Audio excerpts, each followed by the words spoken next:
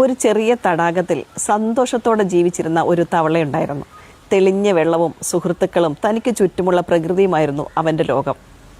ഒരു ദിവസം ഒരു മനുഷ്യൻ അതിനെ പിടിച്ച് വലിയൊരു പാത്രത്തിലേക്ക് മാറ്റി. ആദ്യം തവളയ്ക്ക് ഭയം ഒന്നും തോന്നിയില്ല. എങ്കിലും പാത്രത്തിലെ വെള്ളത്തിന് നല്ല തണുപ്പും സുഖവും ഉണ്ടായിരുന്നു.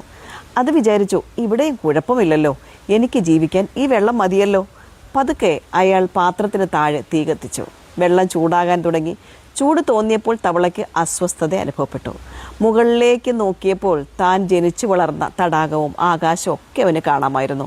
ഒരു ചെറിയ ചാട്ടം ചാടിയാൽ ആ പാത്രത്തിൽ നിന്നും രക്ഷപ്പെടാമായിരുന്നു. പക്ഷേ തവള ചിന്തിച്ചു, ഞാൻ എന്തിനാണ് വെറുതെ കഷ്ടപ്പെടുന്നത്? പുറത്തു പോയാൽ വീണ്ടും പുതിയ സ്ഥലം കണ്ടെത്തേണ്ടി വരും. ഈ ചൂട് സഹിക്കാവുന്നതേ ഉള്ളൂ. ഇതിനോട് അങ്ങ് പൊരുത്തപ്പെട്ടേക്കാം. സമയം കടന്നുപോയി. വെള്ളം കൂടുതൽ ചൂടായിക്കൊണ്ടിരുന്നു.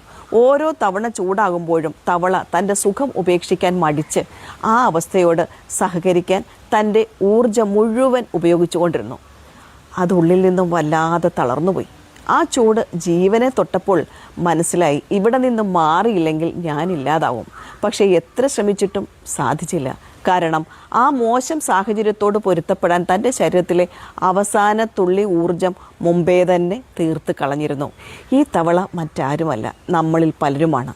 നമ്മളെ വേദനിപ്പിക്കുന്ന സൗഹൃദങ്ങൾ, നമ്മെ മാനസികമായി തകർക്കുന്ന ബന്ധങ്ങൾ, നമ്മുടെ കഴിവുകളെ നശിപ്പിക്കുന്ന സാഹചര്യങ്ങൾ, ഇവയൊക്കെ നമ്മെ പതുക്കെ പതുക്കെ ഇല്ലാതാക്കുമ്പോഴും നമ്മൾ കുഴപ്പമില്ല, ഇതിപ്പോൾ എല്ലാവരുടെയും ജീവിതത്തിലുള്ളതല്ലേ, സഹിക്കാം എന്ന് കരുതി പൊരുത്തപ്പെടാൻ ശ്രമിക്കുന്നു.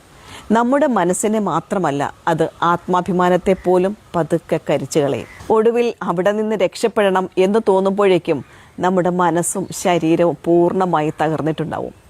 ഒന്നോർക്കുക, സ്നേഹത്തിൻ്റെ പേരിലായാലും സഹനത്തിൻ്റെ പേരിലായാലും എപ്പോഴാണ് വേണ്ട എന്ന് പറയേണ്ടതെന്നും എപ്പോഴാണ് ഇറങ്ങി നടക്കേണ്ടതെന്നും കൃത്യസമയത്ത് തീരുമാനിച്ചില്ല എങ്കിൽ ആ സാഹചര്യങ്ങൾ നമ്മളെ ജീവനോടെ ഇല്ലാതാക്കും.